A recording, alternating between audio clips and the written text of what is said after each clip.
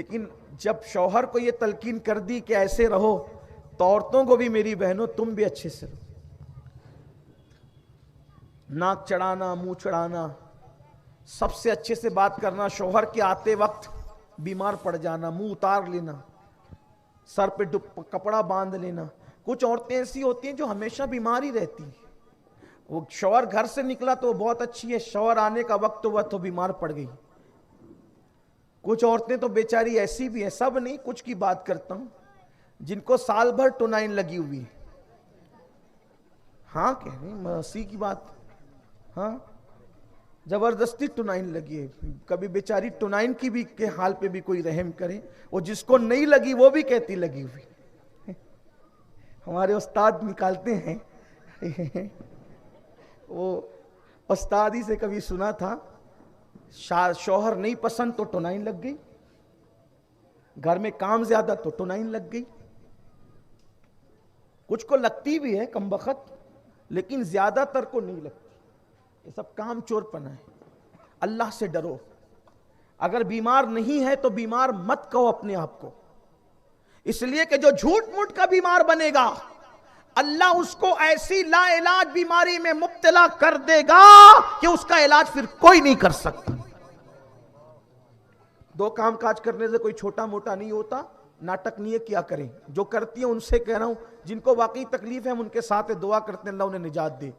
ایک روایت سن لے، بات ختم کرتے ہیں. عورتوں کو کیسے رہنا چاہیے.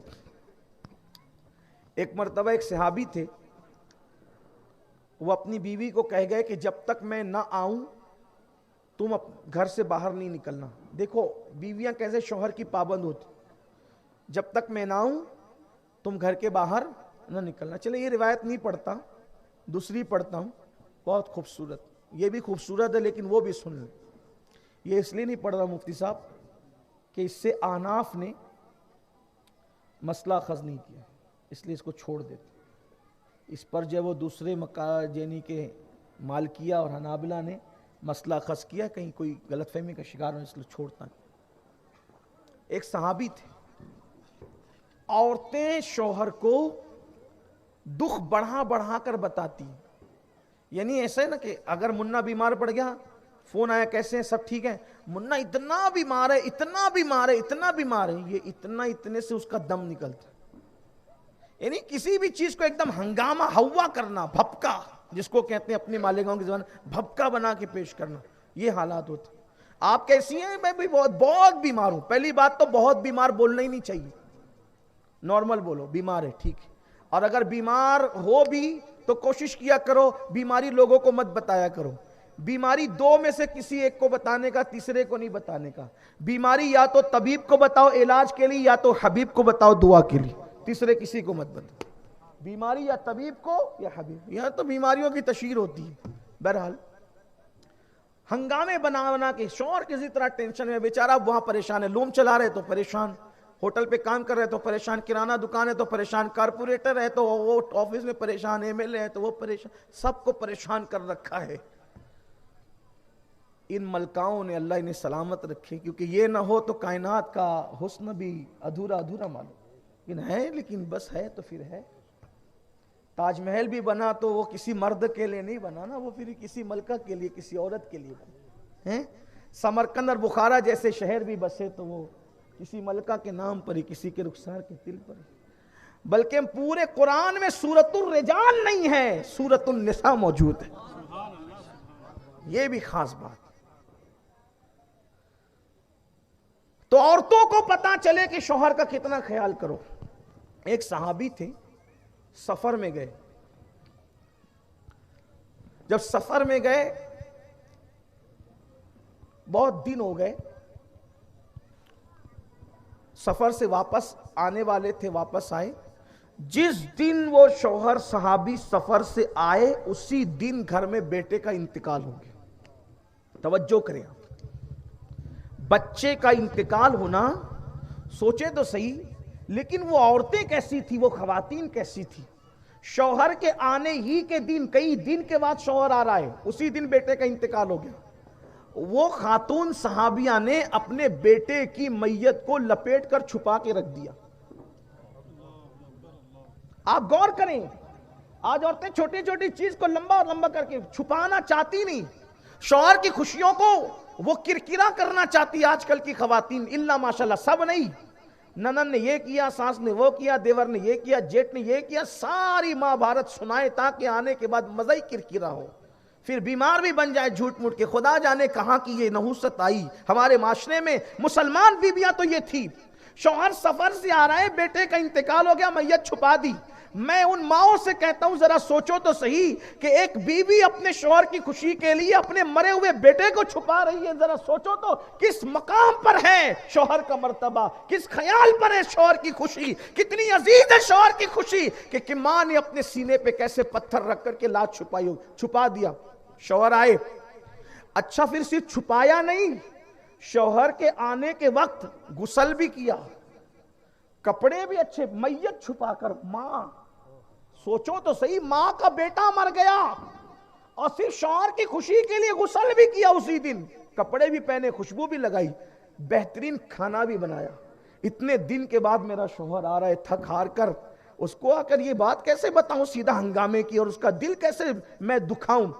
نہایا دھویا، کپڑے پہنے۔ اس کا مطلب اسلام میں سنگھار ولیمے میں جانے کے لیے نہیں ہے، سنگھار شادی میں جانے کے لیے نہیں ہے، سنگھار جمعہ کرنے جانے کے لیے نہیں ہے، سنگھار بازار میں جانے کے لیے نہیں ہے، سنگھار سہیلیوں کے یہاں لیا جانے کے لیے نہیں ہے۔ اسلام میں جو سنگھار ہے عورت کا وہ شوہر کے آتے وقت کے لیے ہے۔ فرمایا گیا جو بیوی شوہر کے آنے سے پہلے بنتی سنورتی اس نیت سے کہ میرے شوہر کی پہلی نظر مجھ پہ پڑے گی تو خوش ہو جائے گا، اس عورت کو رات بھر نفل عبادت سے زیادہ بننے سنورنے پر ثواب عطا کیا جاتا ہے۔ شرط یہ ہے کہ وہ بننے سورنے میں کوئی ناجائز چیزوں کا استعمال نہ کرے۔ عورتوں کو بننا سورنا چاہیے، ان کے لیے عبادت ہے اگر وہ شوہر کے لیے، لیکن شوہر کے لیے کون بنتا سورتا ہے؟ اچھے کپڑے چھپا کے رکھیں گے ولیمے کے لیے، اچھے کپڑے چھپا کے رکھیں گے جمعہ کرنے جانے کے لیے، بازار جانے کے لیے، یہ شوہر کے لیے کیا جاتا ہے سب۔ بہرحال جتنا رونا روئے کم ہے، سن لے بات اختتام کو پہنچتی ہے۔ غسل کیا، کپڑے پہنے، خوشبو لگائی، اچھا کھانا پکایا، شوہر آئے تو استقبال کیا مسکرا کر، شوہر آئے دیکھا بیوی خوشبو میں ہے، کھانا بھی اچھا ہے، بٹھا کر ساتھ میں کھایا بھی کھلایا بھی، کھا کھلا کر کے، یعنی کیا وہ خواتین کی حضور کی تربیت کی برکت تھی۔ یہاں تو آنے سے پہلے ہی سارے غم، اظہار غم، بلکہ جو نہیں ہے وہ بھی، اور یہاں غم ہے، کھلا رہی ہے پلا رہی ہیں۔ جب اس صحابی نے کھایا پیا، بیوی کو خوشبو میں دیکھا تو فطرت نے چاہا کہ محبتوں کی معراج ہو جائے۔ خوشبو میں حیا کے پردے میں بات کرنی ہے، کیونکہ ہمارے یہاں کا اسلامی معاشرہ ایسا نہیں ہوتا کہ عورتوں کو مائک پہ ہم گالی دیں، کیونکہ ہم لوگ یہ جانتے ہیں کہ گھر پہ ہم ماں بہن چھوڑ کر آئے، بیٹیاں چھوڑ کے آئے، اس لیے ہم لوگ عورتوں کی انسلٹ کرنا نہیں جانتے، کیونکہ ہمارے یہاں عورت کا روپ ایسا ہے جسے ہم سیدہ عائشہ کہتے ہیں، ہمارے عورت کا روپ ہے سیدہ فاطمہ کہتے ہیں، ہمارے عورت کا روپ ہے سیدہ خدیجہ کہتے ہیں۔ ہم عورتوں کے سونے اور اٹھنے بیٹھنے کو عامیانہ انداز میں نہیں بولتے، اس لیے کہ ہماری عورت بہت مقدس ہستی کا نام ہے۔ بیٹی ہے تو باپ کے لیے جنت ہے، نیک عورت ہے تو شوہر کے لیے جنت ہے، نیک ماں ہے تو پھر اولاد کے لیے جنت ہے، جنت سے کم ہی نہیں۔ اس لیے ہم جنت کا مذاق نہیں اڑاتے۔ ہمارے یہاں فکر رضا ہے، فکر غوث الورا ہے، فکر غریب نواز ہے، صوفیہ کا تقدس ہے انداز بیان کا۔ تو عرض یہ کر رہا تھا، ہمارے یہاں تو دوپٹوں پہ بھی سلام بھیجا گیا ہے، جس کا آنچل نہ دیکھا مئو مہر نے، اس ردائے نزاہت پہ لاکھوں سلام۔ مردوں کی ٹوپیوں پہ سلام نہیں بھیجا گیا، عورتوں کے دوپٹے پہ بشکل سیدہ فاطمہ سلام بھیجا گیا۔ ہمارا مذہب اور مسلک اتنا ہی ہے۔ بہرحال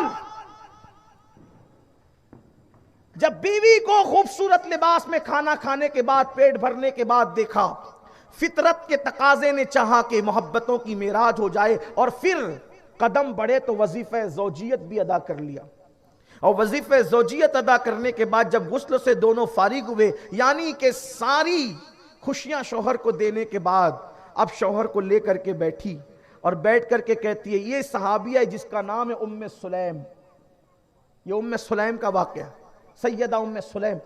شوہر کو لے کے بیٹھی کہ ایک بات پوچھنی ہے. دیکھو اب غم کی بات شوہر کے سامنے رکھنا کیسے ہے, کس طرح رکھ رہی ہیں. کہ ایک بات پوچھنی ہے. کہ پوچھو. کہا کہ اگر کوئی اپنی امانت کسی کے پاس رکھے, انداز دیکھیں, کوئی اپنی امانت کسی کے پاس رکھے اور پھر وہ وقت پر امانت واپس لے لے, تو جس امین کے پاس امانت رکھی گئی ہے کیا اس امین کو امانت والے کی امانت واپس لینے پہ کوئی ناراض ہونا چاہیے, کوئی دکھی ہونا چاہیے, کوئی تکلیف ہونا چاہیے؟